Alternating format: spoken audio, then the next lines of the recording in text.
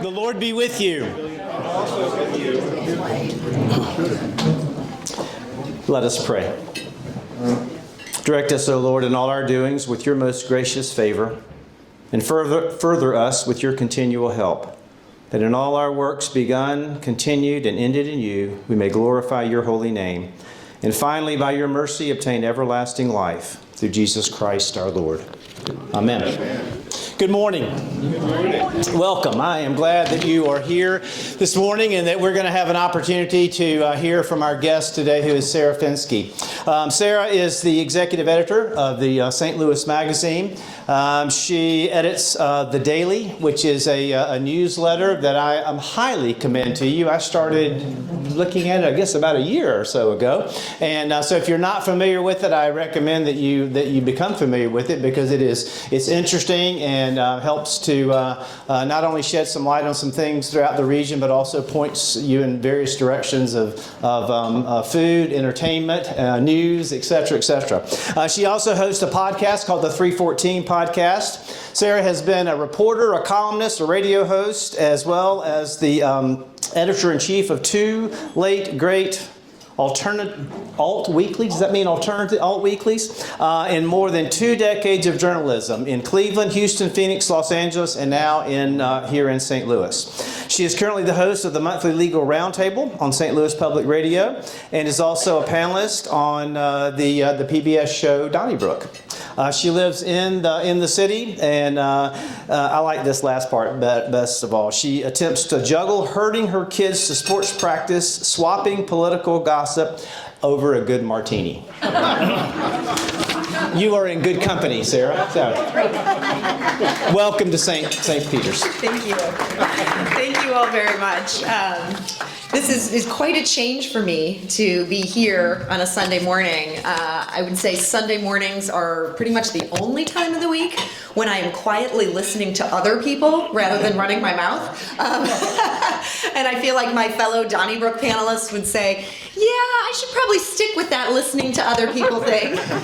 Not just constantly try to enlighten others. But I figured I could make an exception this one Sunday to join you. And I do want to say in all sincerity, I'm very honored to be here this morning.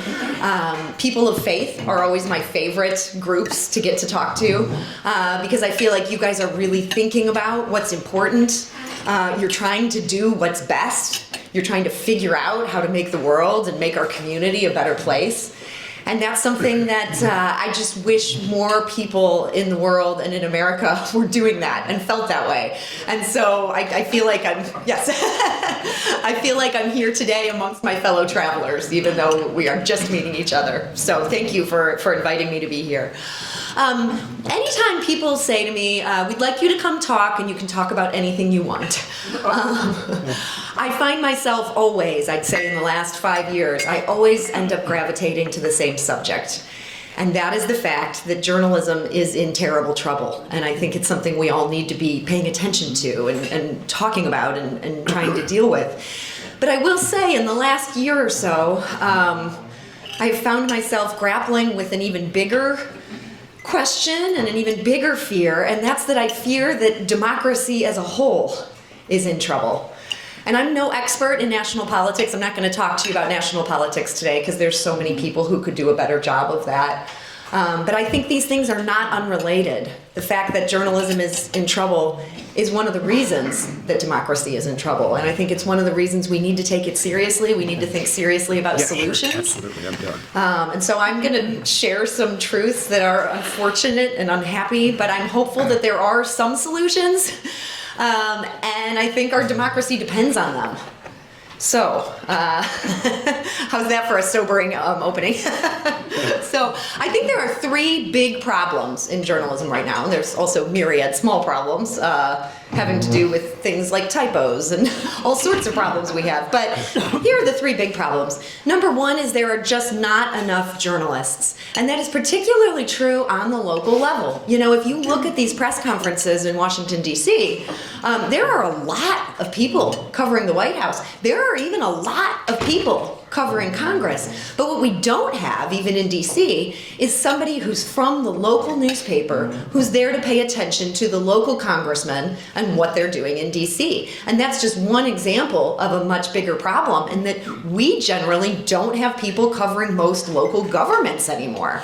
We don't have people covering many of our biggest institutions anymore. We simply don't have enough journalists. I'm going to give you a couple of sobering anecdotes. 2 years ago, St. Louis had 2 monthly food magazines that both had print distribution.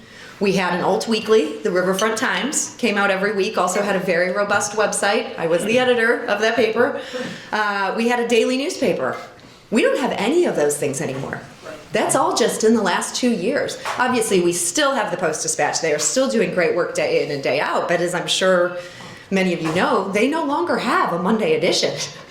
That's going to shrink even further. David Hoffman, the man who has recently taken control of Lee Enterprises, which the Post-Dispatch is their biggest paper, I have interviewed him. I've listened to him talking on other people's podcasts. Part of what he has done in the other communities where he's trying to save local newspapers is he says print is the legacy product. We need to get into what the current revenue stream is. He sees that as having fewer print editions, being more online, being able to focus on a paywalled website versus putting a print newspaper to your door. I can't say that he's wrong about that. As much as I love getting my print newspaper, it doesn't make sense anymore. There just aren't the resources, there aren't the advertisers to support it. You know, the Post-Dispatch once had 300 or so journalists who were out there covering St. Louis, covering our representation in Congress, all that good stuff. They're now down to about 50. It used to be that the St. Louis County Council would have a whole corps of different reporters who were there paying attention to it from different perspectives, different publications. There's weeks now where there's no one covering the county council. So that's one huge problem, not enough journalists. Second problem, there's not enough people who are willing to read stories that don't play to their existing biases. You have a lot of people who are just seeking out media that they agree with. And I don't think this is just a problem of the right. I think it can also be a problem of the left. People see a headline that they don't agree with, and they say, I don't believe that. Or, I'm not going to read that. They might glance at the headline, decide that they don't want to hear it, and they're not going to then dig into the story to read the details that are past the headline. You know, back in the day, when we all got our news from a daily newspaper, you would sort of read it holistically. You'd open it up, you'd sort of scan headlines, you'd find yourself drawn into things you didn't know you were interested in. The way that the internet has fractured the distribution of news, that's no longer how it is. You're seeing people sharing things on Facebook, and you see people arguing about things, and half the time people are coming up with their take on something before they've even clicked in to read the story. That's a huge problem. And the algorithm knows what you're interested in. It's not going to show you that random story that might have caught your eye when you're reading a print newspaper. They're just going to show you the thing you already agree with, or maybe sometimes, because it's good for keeping people on the website longer, they're going to show you the thing that makes you livid. And again, you're probably not even going to read it. You're just going to comment and start hollering at your neighbors. That's a big problem. The third problem, and what is potentially, I think, the biggest problem for my industry, is there's simply not enough people who are willing to read, period. It's not just about not wanting to read news that they don't agree with. It's about not wanting to get their news by reading it at all. People want to get their news now from short video. And I like to believe the people in this room, this probably isn't true of you, but if I talk to people in their 20s and 30s, this is how they're consuming the news. If they know me and know the work that I'm doing, it's probably because Donnybrook has put up a 20-second video of me arguing with one of the panelists. They're not watching the full show. They're like, oh, you made a great point. I'm like, yeah, did you like the one that came after that? They haven't heard the one that came after that. They don't know the context of what we're arguing about. Attention spans have gotten so short. And I say this is true of people in their 20s and 30s, but what is literally terrifying me is it is also true of a whole bunch of people who are my peers. These are highly educated people in their late 40s, sometimes even 50s, and they're getting all their news from short videos, and often it's not even just a short clip of me running my mouth. It's like a short clip of someone who has no training in journalism, who's just kind of like an influencer and trying to grow his platform on TikTok, and he's come up with like the spiciest take to try to get people to laugh. That's how my friends are getting their news. This is kind of a scary situation. So these three big problems in the industry means that things are very hard for readers. Instead of having an editor sort of help figure out what's the important news of the day, a lot of us are at the mercy of an algorithm where our tech lords are trying to decide what story to serve up, to press whatever buttons they've decided is good for their business model. There's also increasingly a glut of content that was not even created by a human being. I'm sort of mocking the TikTok influencers. At least they're living. At least they're having fresh thoughts. Some of these stories are now written by like predictive text, artificial intelligence systems, and they're just sort of chucked up online, and they have all the trappings of a news story. And I see my mother falling for it. She's sending me them going, oh, did you read this about such and such? I'm like, Mom, that wasn't written by a journalist. That was written by a machine. And I can point out the facts they got wrong, but who has the time to sort of sort out what's coming from where, what can be trusted? Then a corollary problem is some of the best journalism that's being done is behind a paywall. And you can be somebody who's willing to pay for journalism. You can have a subscription, but still the algorithm is going to serve you stuff that's for an algorithm that you don't already pay for. You might well be interested in a story from the Washington Post, but you're a New York Times subscriber. Again, you're just sort of stuck reading the headline. It's this fractured landscape. Nobody can afford to get a subscription to every single media outlet that's breaking news they're interested in. But now you can't just buy that single copy the way you used to be able to do on a newsstand. They're trying to lock you into another monthly subscription. It's all a big problem. And my big fear, while as a reader, I struggle with this and I mourn this, my big fear is for the younger people. There are not going to be careers like mine going forward for anybody except the smallest handful of journalists who come from the best schools and are lucky and talented enough to get to the very top of the heap. When I came out of college in 1999, I was able to get hired at a small daily newspaper that was locked in a bitter newspaper war. I was in a county that had 2 daily newspapers going head to head. And I was paid to cover these 2 fast-growing suburbs, and I would go to their meetings, and there would be maybe 2 reporters from 2 different news outlets, and we would be fighting to get the scoop, and we would be working our sources. I did that for years. Then after that, I went to go work for an alt weekly. Those of you who remember the Riverfront Times, there's papers there used to be papers like that all over the country, and they would sort of snap up people who were coming out of the daily news system and wanted to go deeper on things. My first job at an alt weekly, my job was to write 2 stories a month. They would just let me make phone calls all day, go meet with people all day, try to figure out what was really going on. I could put in records requests and actually have the time to read them when the records requests came back. People who are coming out of journalism school today, people in their 20s, people who have a couple years experience, nobody's getting that kind of grounding because those jobs don't exist anymore. And it also makes me sad for young people who have no desire to go into journalism, people who are simply readers, people who care about democracy. When I was a kid, my parents at one point we got 4 daily newspapers delivered. My parents just loved reading, and my dad loved sports. He was like, I like this paper for the news coverage. I gotta get the USA Today because they have such a good sports page.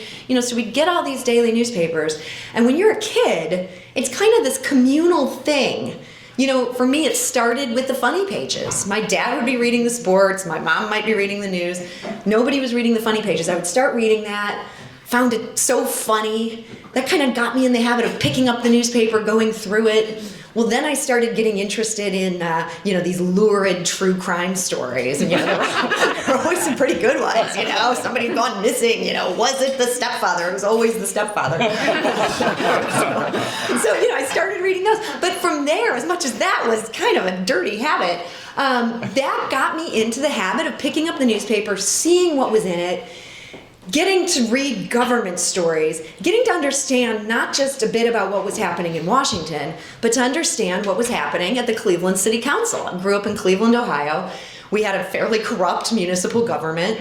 It was really good to be reading what was going on there. Helped me get a sense of what were my values, who should I be voting for? And it became a lifelong habit where to this day, when they want to charge me out of the nose to get these subscriptions, I still have multiple print newspapers delivered to my doorstep, as I'm sure is true of some of you as well.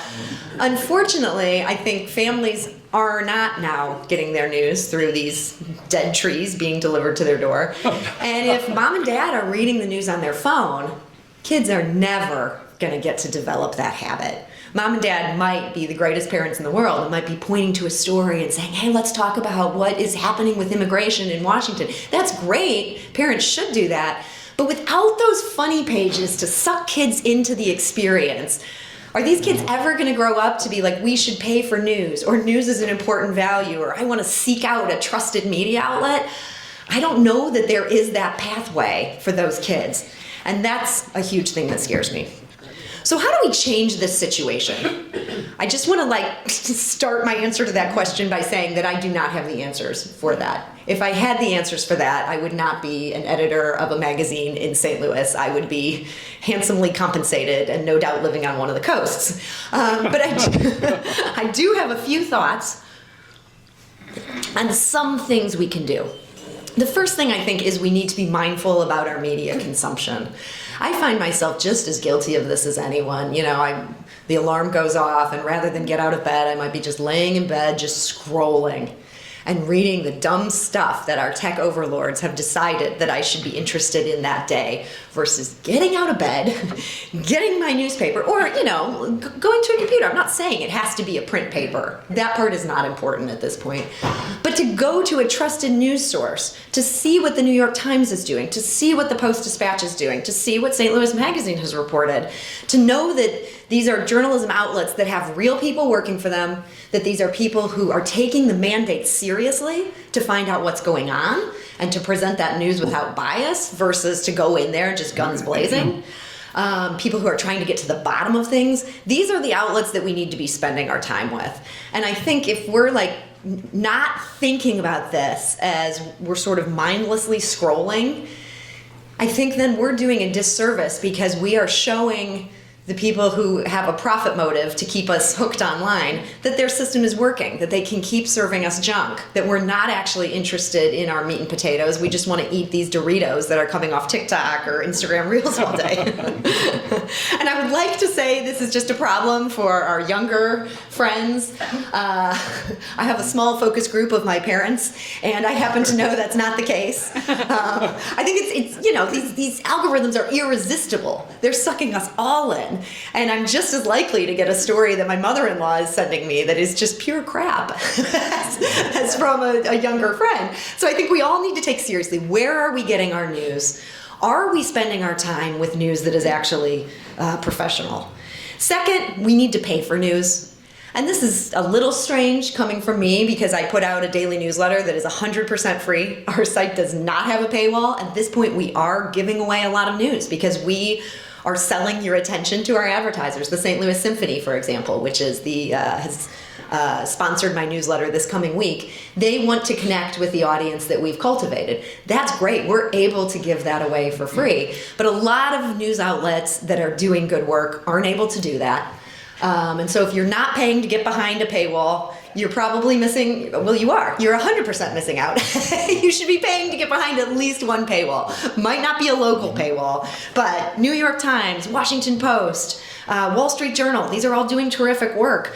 If you're not interested in what they're doing, there are some good nonprofit news sites that could use your support. The Missouri Independent, they've created a robust newsroom of, I think at this point, they're up to 5 or 6 people. They're doing the best job that I've ever seen anyone do of cover state government. Their people are there day in, day out. Their website is not only 100% free to access, but they make their materials available to any news outlet that wants to republish it at any point that they want to republish it. They see their mission as to bringing news of state government to anybody who's interested in it. And they're part of this consortium that is doing this in multiple states. And so you'll see the Post-Dispatch picks up their stories. Public radio picks up their stories. That is all paid for by philanthropists and donors. So that's an example of a site that you could give to and support. St. Louis Public Radio, where I'm lucky to be once a month, they rely on support from the public. 9 PBS that puts on Donnybrook. The only reason that they're able to have us sitting around that table and pay all the tech people to keep the lights going and to cut at the exact right moment is because of all the generous donors who make that possible. So I want to encourage you, if you're not donating somewhere for news or you're not paying for some news outlet, you're contributing to the TikTokian algorithm. But I do want to make clear, it is also not just on the readers. It's also on us as journalists. We have to find new ways to reach audiences. That's part of what we're trying to do with this newsletter, is to say, hey, it's chaos out there. We know that you're just sort of being fed random stories from this algorithm. We want to be an alternative to that. We're going to curate what we think the most important local stories of the day are. We're going to put them in your inbox. Whenever possible, we're going to make sure that we're linking to stories that don't have paywalls. Our stories don't have paywalls. We're trying to make this available for free. I think on top of coming up with novel distribution systems like that, media outlets are increasingly aware that we need to find ways of delivering the news to people who only want to get their news in short form video. And so for a dinosaur like me, who doesn't even know how to take a selfie, has no interest in being on video, I'm now experimenting with ways to deliver the story I've just reported as I stare at the camera and talk it through for 20 seconds as opposed to writing 1,000 words. This is very painful for me, so please give me sympathy for how hard my job has gotten. I have to talk into a camera, but I think it's important for all of us to not just write people off and say, okay, let those people have their, they can go ahead and be uneducated. We do, for the sake of democracy, have to figure out how to reach as many people as we can with the truth about what's going on. This is important because democracy matters. Now, I've just had a lot of doom and gloom here and admitted that I don't really have solutions. But I will say what I have is hope. I have a lot of hope right now, and I have this hope because of St. Louis, which might not be a sentence you hear that much, but I have a great affinity for this town, and when I think about how I came here and what I've learned since I've been here, it's almost kind of miraculous to me. So I want to tell you a little bit about my story. I came here in 2010. I had been at that point working as a journalist for I think like 15 years or something. I was living out in Phoenix, and I really thought I was going to spend the rest of my life out west. I loved it out west. I am the only person in America who thought the weather in Phoenix was just divine. I was out there like hiking in July, It just cannot be hot enough for me. So I was very happy there, but I was one of two columnists at the Alt Weekly there. We were a very big, thriving weekly news magazine.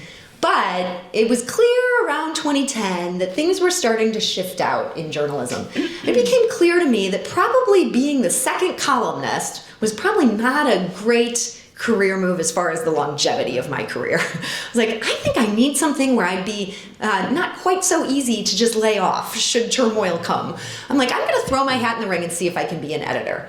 So the company I worked for, they owned alt weeklies across the country, and they said, they had this policy where if you wanted to be an editor, you could take this editing test, and if you did well on the test, they would just place you in whatever like mid to low level editor job came open. And so I take this test, I do great on it, I'm so excited, I'm sure they're gonna go put me at the Village Voice, or maybe I can move to San Francisco. Phoenix is so small, I wanna go live somewhere bigger.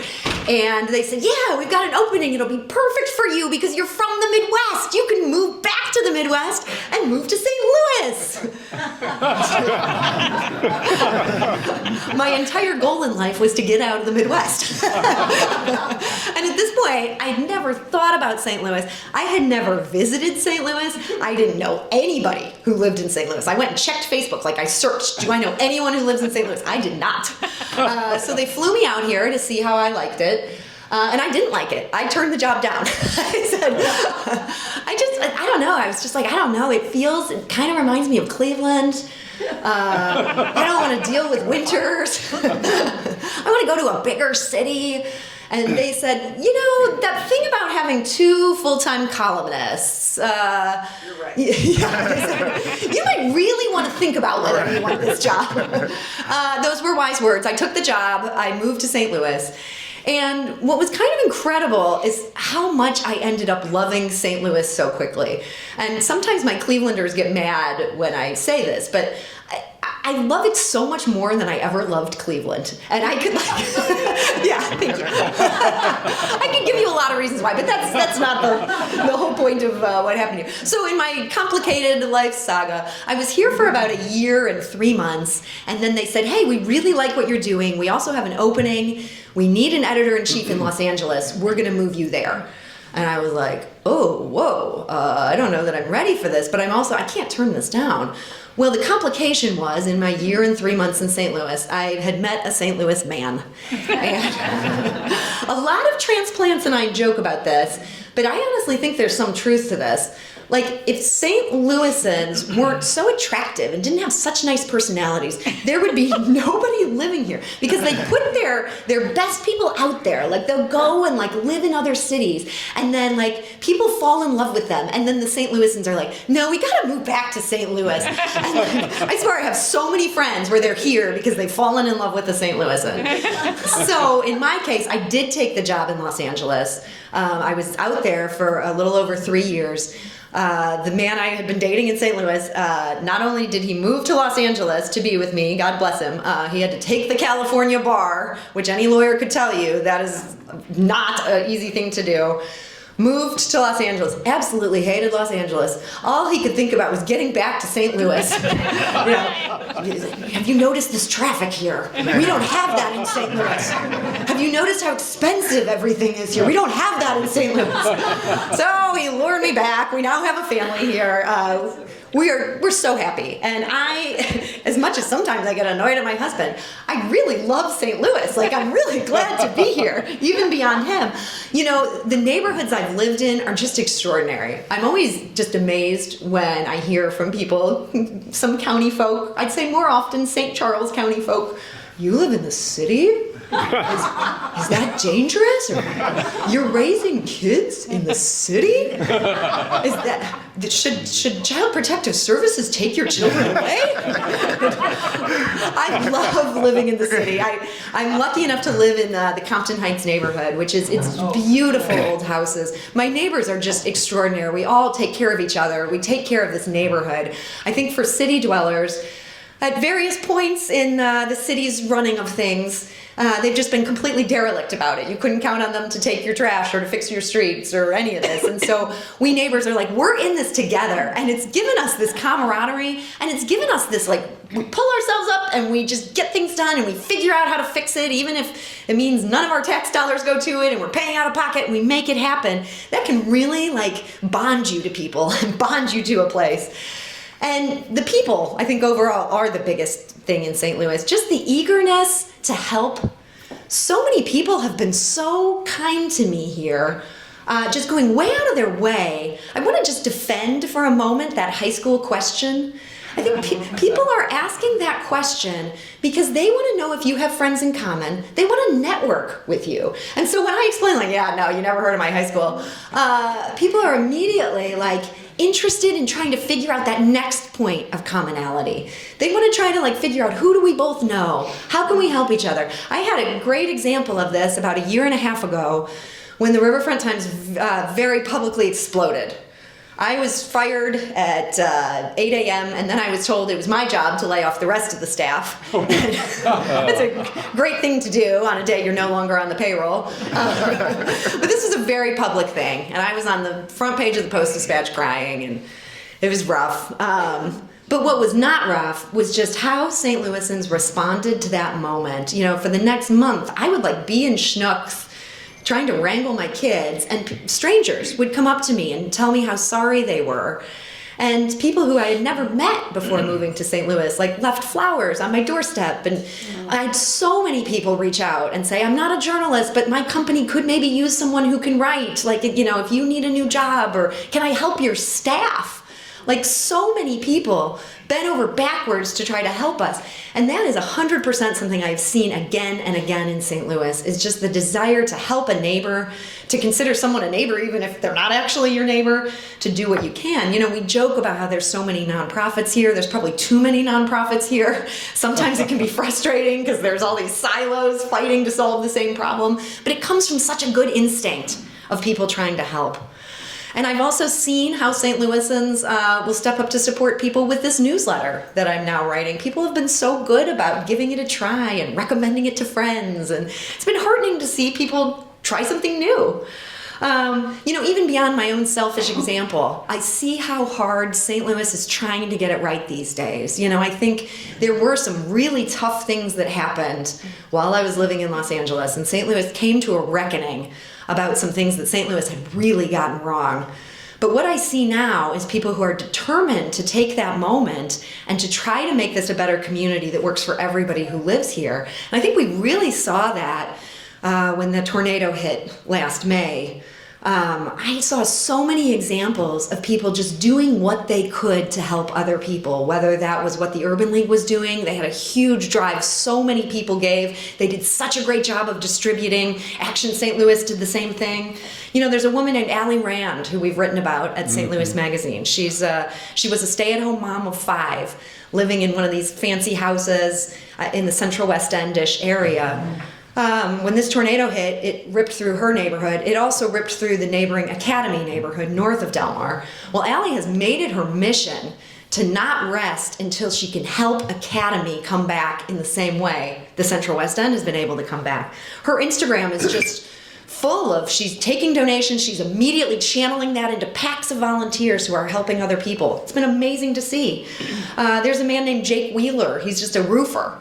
In the days right after the tornado, he formed an organization called 100 Roofs. He was just going to go out with as many of his contractor buddies as he could round up, and they were going to get these roofs tarped so people's things didn't get destroyed while they were waiting for roofers. Well, they hit their goal in July. They're still going strong. He's getting together a couple buddies every weekend. They're going out and tackling houses of people who are his neighbors but were strangers, getting them fixed.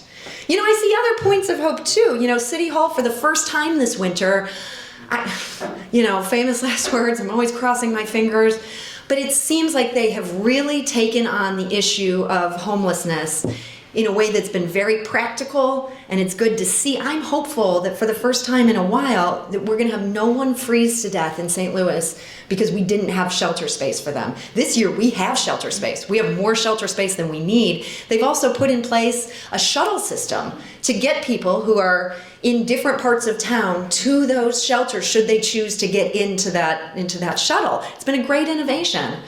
The James S. McDonald Foundation, they used to be devoted to helping causes all over the world. A couple years ago, they decided they were going to be focused solely on St. Louis. Their whole goal is to lift up and elevate the people in St. Louis who need that help.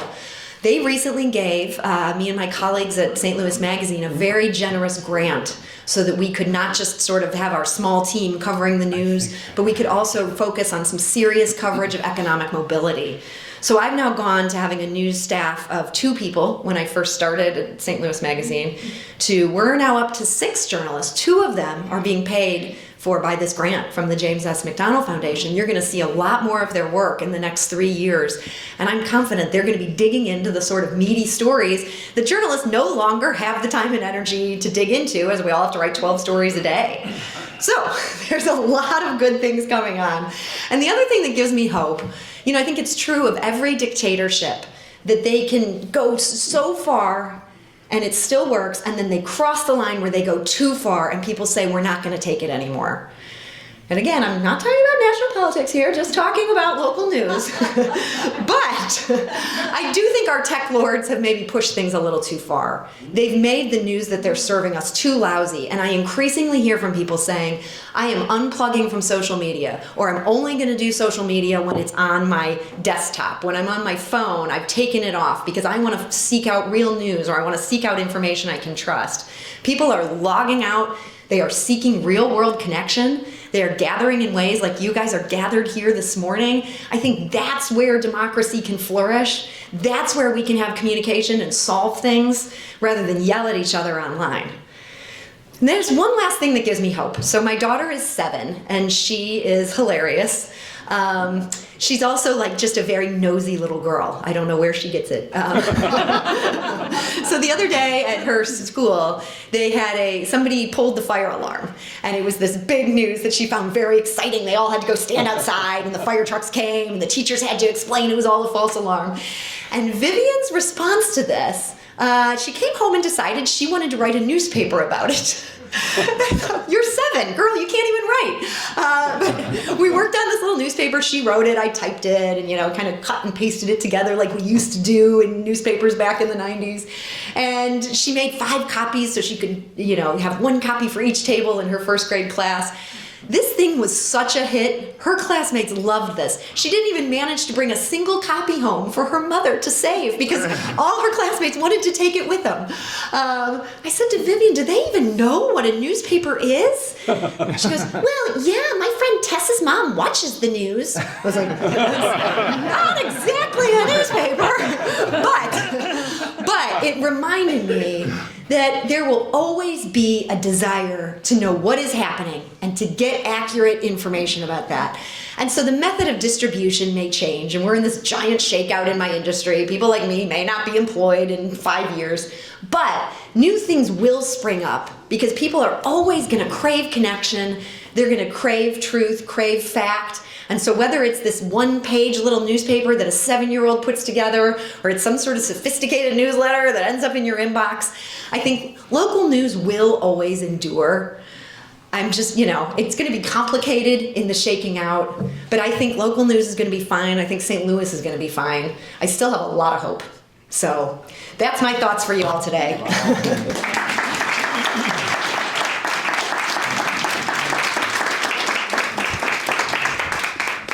Hi, Sarah. I just loved your talk. Thank you so much. Oh, my gosh. Thank you. This is a message that has to get in front of everyone.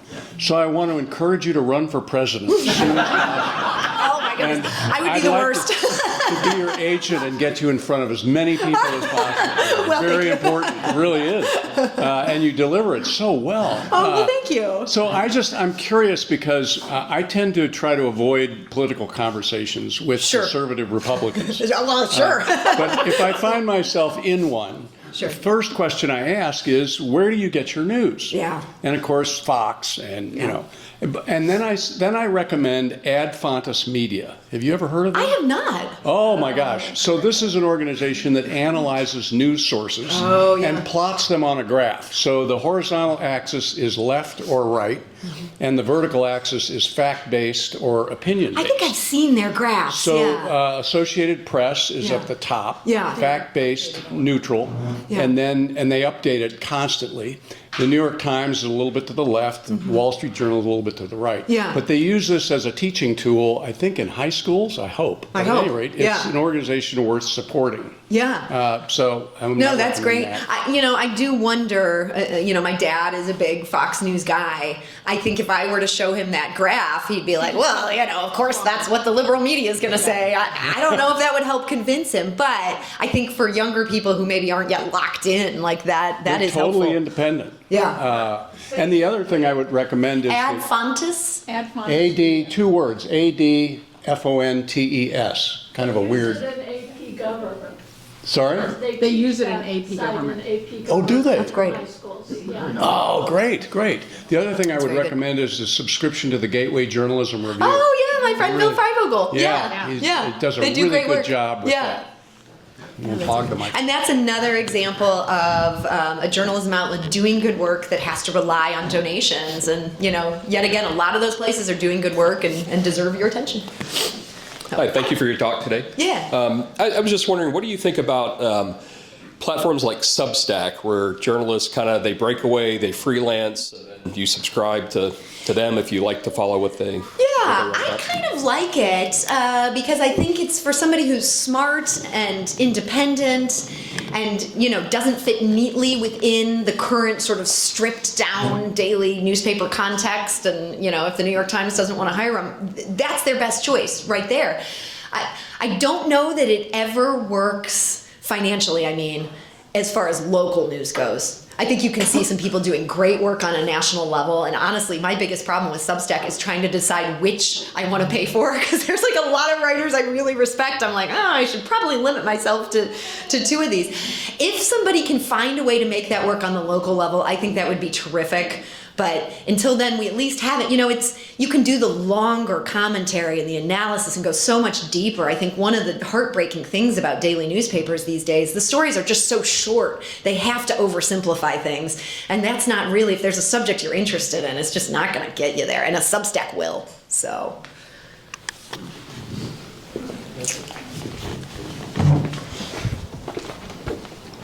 Sarah, I just want to say it is so refreshing to have you as a non-St. Louisan, where'd you go to high school person, which I'm from St. Louis, but I'm sick of it myself. Sure. To hear, we're pretty critical here of our community at times, and it's really refreshing to me to hear somebody that comes in and speaks so highly of our community, because I see a lot of that. Yeah. But oftentimes the outskirts are not that way. So thank you so much for giving us hope that our community is improving, because there's a lot of goodness here, but we don't always see it. I think that's right, and something that my fellow transplants and I talk about a lot is that we have a perspective on St. Louis that people who have maybe only lived here or just went away for college and came back don't have, that we tend to like it a lot more than they do because we've seen what else is out there. I mean, I could tell you stuff about Phoenix or Los Angeles or Houston, and I loved each of those places in its own way. But when I hear a St. Louisan say, "Oh, well, I can't deal with the traffic," I'm like, "You're an idiot." So there's many other. I don't mean to just dwell on traffic, but so yeah, I wish that I could help natives see St. Louis the way that I see it, and I know many do, but there's sure a lot that don't. Hello, I'm David Leroy, and I'm a writer as well. I'm kind of curious what you think about long-form content that's now in the podcasting space. I personally don't have 3 hours to dedicate to every Joe Rogan show or Sean Ryan show, but those contents have really taken off, and I'm kind of curious what your point of view is on that. Yeah, I will admit I am not a podcast person, which is very embarrassing because I have a podcast. So I love reading, and that's how I can remember and digest information. And I feel like podcast people are this whole different universe, and it's so interesting that these 20-second videos are what's so popular, or a 3-hour podcast. It's like there's these two extremes that seem to have sort of taken over a lot of the discourse. My husband loves podcasts. I can't get him to read the stuff I write. He will listen to these podcasts and finds them very enlightening. So I think there must just be different types of brains. And I appreciate that a podcast is a way to go deeper. I can't say I've ever listened to one all the way through. And my own I have to keep to like 40 minutes or less, and I do listen to that because I try to make sure there's no errors before we post it. And boy, it's even hard to pay attention to myself. So. Other questions or comments for Sarah? Oh.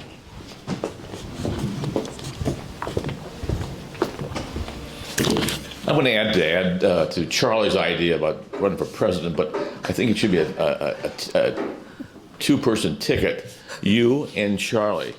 All right, we just solved that all. Yeah. You and Charlie and If Jimmy. elected, I will not serve. What's that? Jimmy, man of the people. That guy over there in front table. Go ahead, Jimmy. Throw your hand in. Yeah, I don't know that ticket would have the geographic diversity we need, but Okay, I'm one of your 3 newspaper readers every day.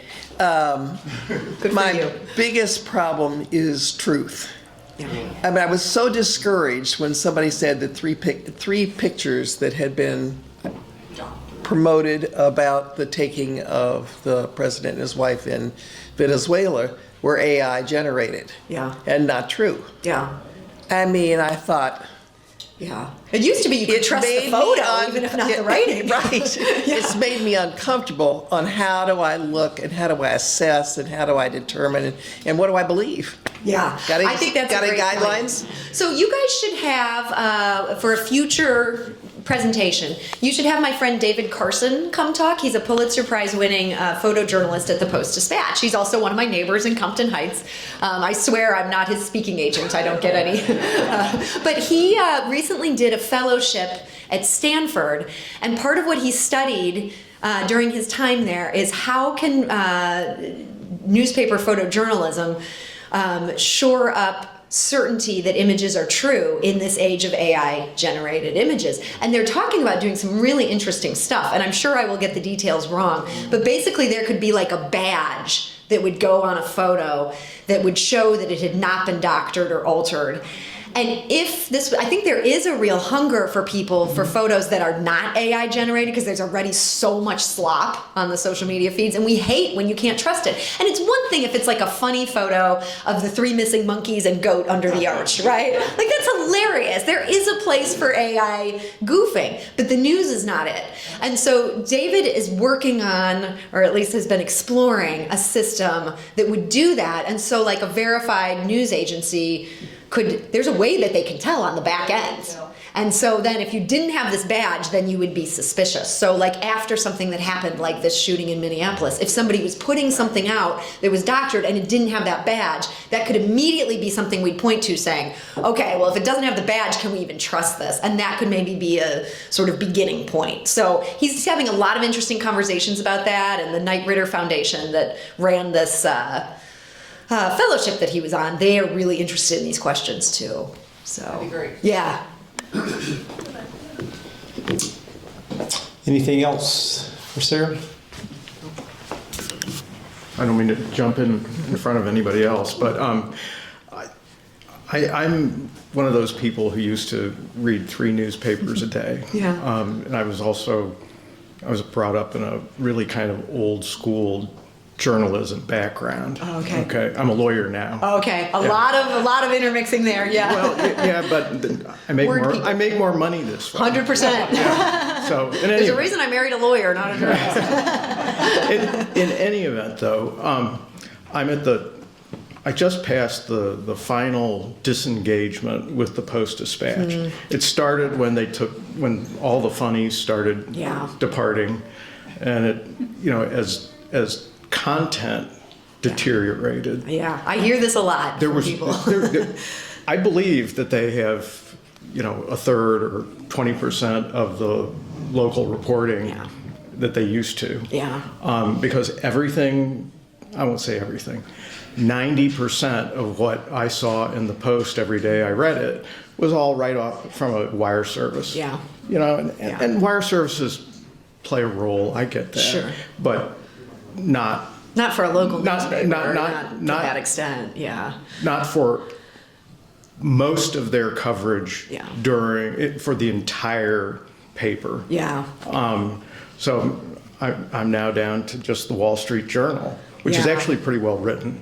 Yeah, I think it's a great paper. I get it myself. And so it's just my complaint with journalism these days is that at some point in the last 40 or 50 years, the schools stopped producing journalists, and this is no critique of you, and started producing only editors. That's interesting. People who create editorial comment. Oh, yeah. And there's very little of who, what, where, when, and how. Yeah. That's written. I will say, I think, journalism schools are still cranking out like thousands of graduates. They're all in my inbox looking for jobs. But increasingly, I think what people want to read is they want to, they don't want to read this long story about the O'Fallon City Council. They want to read a stirring defense of, blah, blah, blah. And so newspapers are like, back when I first started, we had no idea how few people were reading my city council coverage. Probably wasn't great. But now editors know exactly how many people are reading what. And they're like, well, I guess I want to steer more into this thing that's going to be edgier because nobody's reading this story about the Planning Commission. The metrics that we have gained from the internet are a very destructive thing in terms of the curation I get it. journalism. I And so, understand. yeah. Well, not to change the subject though, but so where does a martini fan in St. Louis go for her martini? Oh, there's some good ones. I don't know if y'all have been to Little Fox, which is in very close to my neighborhood in Fox Park. They have a very good one there. I love Famous Bar. If you like a little more of like a neighborhood, almost dive, but not quite dive bar feel. I swear this is just the best bar in St. Louis. It's like South City. Everybody's keeping it real, and they can still make a great martini. How can we get your daily newsletter? Thank you for asking. I swear that was not a plant. So there is an easy way to sign up online. If you go to stlmag.com/newsletters, you can see all of St. Louis Magazine's newsletters. We have a ton. I will say we started a Clayton edition that comes out once a week, a Chesterfield edition that comes out once a week, St. Charles edition once a week. So there, there's different things for different folks. The one that I edit is the St. Louis Daily. And as long as you click that box and put your email address in, then it just signs you right up. So, and it's very easy to unsubscribe. I always tell people this, like if it is not suiting your media needs, I will never know that you quietly left. So, Sarah, thank you so much for being with us today.